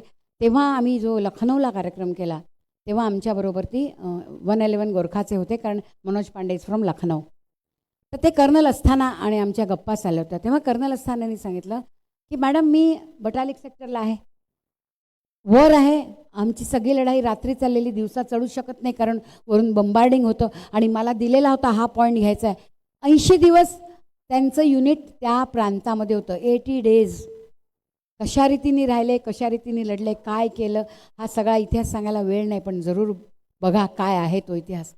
तर ते बोलले की मला आता दिलेलं टार्गेट आहे हा बंकर उद्ध्वस्त करायचा. आम्ही निघालो, पण आम्ही इतके टप्प्यात होतो त्या लोकांच्या की पुढे गेलेल्याला स्नायपर बरोबर पकडत होते आम्हाला. आणि मग मी विचार केला, मी असा माझ्या टीमला घेऊन उभा राहिलो आणि मी खाली रेडिओ सेटवरनं सांगितलं, हम जहाँ है वहाँ हमें बोफोर्स गन का फायरिंग दे दो. इट वॉज लाईक स्वतःवरच घेतलेले गोळ्या होत्या त्या. जरा चुकल्या तर तुम्ही गेलात, बरोबर पडल्या तर बंकर ध्वस्त होणार. अक्षांश आणि रेखांशी करेक्ट डायरेक्शन देणं आणि ती खालूनच्या तिकडे पोचणं, हे दोघांचं कसब, गनर्सचं पण कसब आणि सांगणाऱ्याचं पण कसब. तर त्यांनी समोर फोन केला, तेव्हा मेजर सिंग होते, कर्नल असताना was lieutenant colonel that time, 2IC होते ते. तर त्यांनी जेव्हा सांगितलं की मुझे इस जगह पे बम्बार्डिंग चाहिए with in no time, 2 minute में चाहिए. 2 मिनट म्हणजे 120 सेकंड. आणि ते बोलले 119व्या सेकंडला धडाड धडाड धडाड. मी सांगितलं तिथे करेक्ट त्या पडले गनर्सनी करेक्ट गोळे टाकले आणि आम्ही धाडकन पुढे गेलो. तर ध्वस्त झालेला बंकरमधनं बाहेर लोकांना खेचून आम्ही त्यांना तिथे खात्मा केला आणि पुढे घेऊन सगळे बंकर आम्ही रिकॅप्चर करत गेलो. कारण त्यांना कळायच्या आत आमच्या गोरखांनी त्यांची खोकरी काढली. खोकरी एकदा का मेहनतनं काढली की तिचा सन्मान करावाच लागतो. त्याला जर रक्त लागलं नाही ते चालत नाही. मग जे काय असेल उड्या मारून मारून त्यांनी त्या सगळ्यांच्या मुंडक्या उडवल्या आणि आम्ही ते सगळं काबीज केलं. ते बोले त्याच्यानंतर जो तो पुढे आपापल्या कामाला होता. युद्ध की विटंबना ये है कि किसी के भी लिए अच्छा बोलना या किसी के मौत पर रोना ये हमें वहाँ बख्शा नहीं जाता है, हम आगे आगे जाते हैं. त्यामुळे ज्यांनी कोणी मला बोफोर्स गन दिलं त्यांनी ओके, त्यांनी त्याचं काम केलं, माझं मी केलं. 19 वर्षानंतर कर्नल असताना झाले ब्रिगेडियर असताना आणि मेजर सिंग झाले होते मेजर जनरल. एका कार्यक्रमात ते समोर आले आणि असताना सरांनी बघितलं, अरे हाय डीपी, अरे, आणि दोघं एकमेकांना भेटले. 19 साल पहिले हम कहाँ थे, क्या हुआ, बोले बातें हुई. आणि तेव्हा त्यांच्या लक्षात आलं की डीपीच्या एका डोळ्यात चमक नाही आहे. त्यांनी त्याच्याकडे असं बघितलं आणि विचाराच्या डीपी हंसला आणि बोला, साहब ये तो उस दिन का ही वाक़या है. तो बोले क्या हुआ था. तो बोले मैं वहाँ खड़ा था, सब हम लोग अपना वेपन्स लेके बैठे ही थे, क्या कहाँ से आएगी ऑर्डर, क्या करना पड़ेगा, मेरा काम चल रहा था. इतने में मुझे किसी ने देखा था ऊपर से एंड आई वॉज टारगेटेड. तो थोड़ा सा उसका बाजू में गिरा और उसके स्प्लिंटर्स मेरे आँख में, फेस पे और बॉडी पे आए थे. वो स्प्लिंटर आँख में अंदर जाके उसने मेरा ये आँख बाहर निकाला था और आपका फ़ोन आया तब मेरे हाथ में मेरा आँख था और रेडियो सेट पे मैं आपका आवाज़ सुन रहा था कि 2 मिनट में मुझे फायरिंग चाहिए. वहाँ कहाँ किसको वक्त था अपना गम देखने का. तो डोळा म्हणे मी डाव्या हाताने धरला गच्च.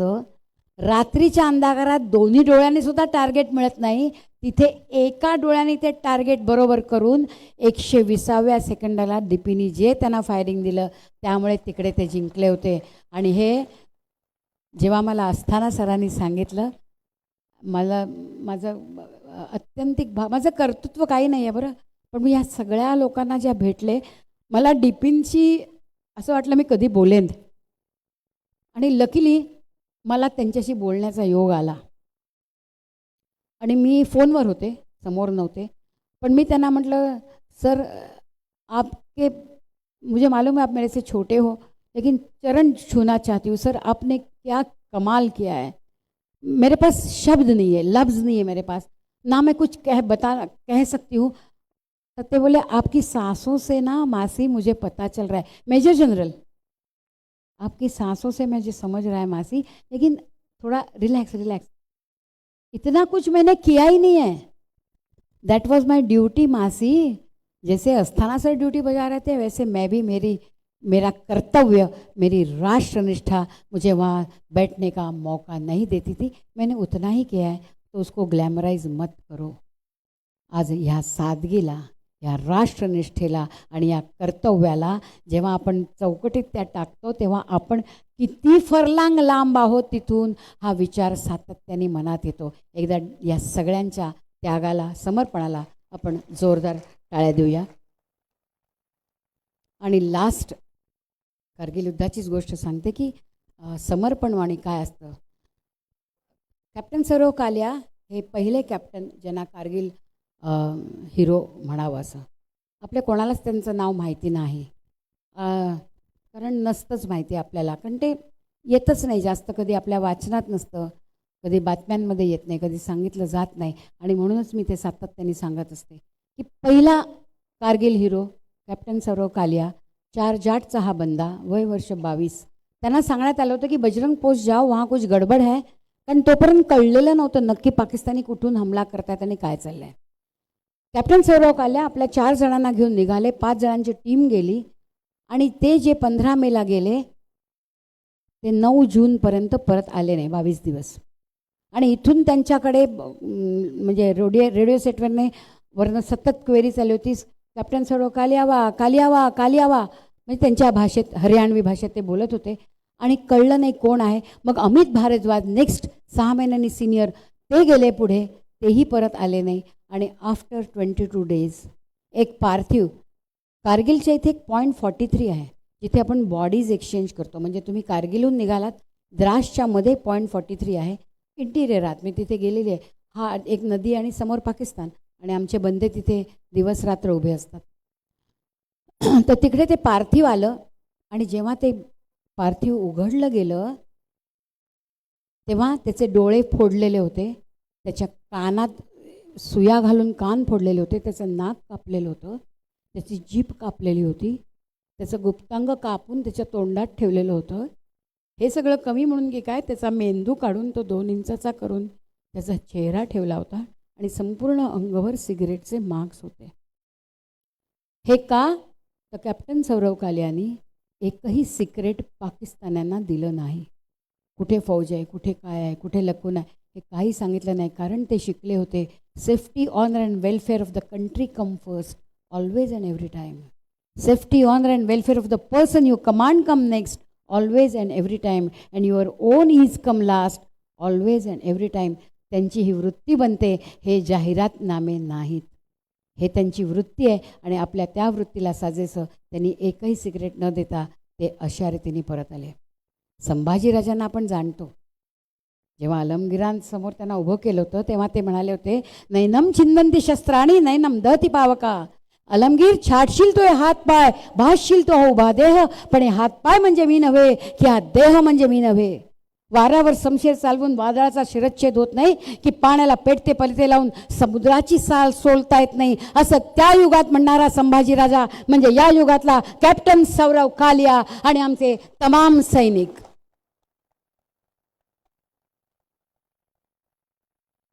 सांगण्यासारखं खूप, ऐकायलाही तुम्ही उत्सुक, पण वेळेचा काटा पुढे चाललेला आहे. कधी परत मौका मिळाला तर जरूर सांगायला येईन. कारण परत मी म्हणते की स्वप्ने अशी पडावीत की जगणे सुगंधी व्हावे, पण प्रत्यक्ष असे जगावे की स्वप्नांनी फिके पडावे. अशी स्वप्न घेऊन इथून जा, मुलांपर्यंत पोचवा. आणि सैनिकांसाठी एक शेवटची सलामी मी देते. ऐ सैनिक, तुम्हारे जाबाज कारनामों की आहट से, ऐ सैनिक, तुम्हारे जाबाज कारनामों की आहट से ठिठुरते ठंड में भी दुश्मन के पसीने छूट जाते हैं. कारगिल युद्ध से लेकर दुश्मन बेचारे खुदा से उन्हें बख्शने की दुआ मांगते हैं. तुम तो बेमिसाल थे दोस्त, तुम्हारा कोई मुकाबिल न था. तुम्हारे लहू का एक एक कतरा दुश्मन की बर्बादी का गवाह था. किसी ने बहाया अपना खून तो किसी ने न्योछावर किया अपना यौवन. ऐसा सबक सिखाया दुश्मन को कि फिर से चुनौती देने का ना रहा उसमें दम. खबरदार है दुश्मन, दुश्मन तो रहे सावधान. हमारे भारतीय सैनिक ही है हमारे देश की पहचान. You understand, you better understand. जय हिंद.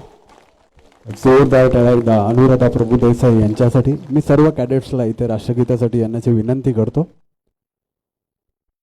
धन्यवाद मावशी, तुम्ही वेळात वेळ काढून इथे आलात. अनुराधा प्रभू देसाई यांचं तुमच्या उद्यासाठी आपला आज देणारा सैनिक हे पुस्तक देखील इथे उपलब्ध आहे.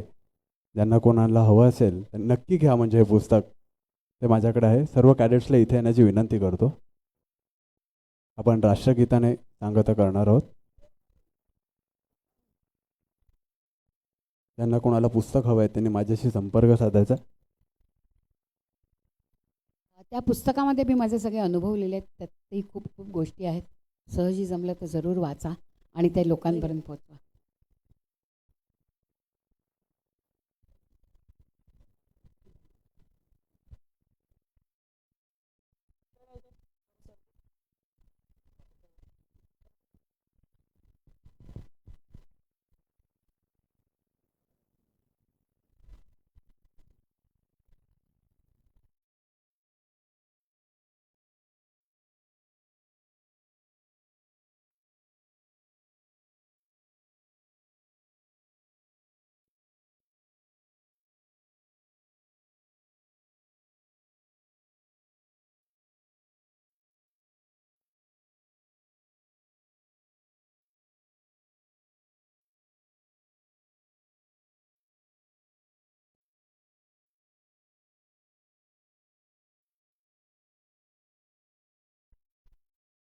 जनगण मन अधिनायक जय हे भारत भाग्य विधाता।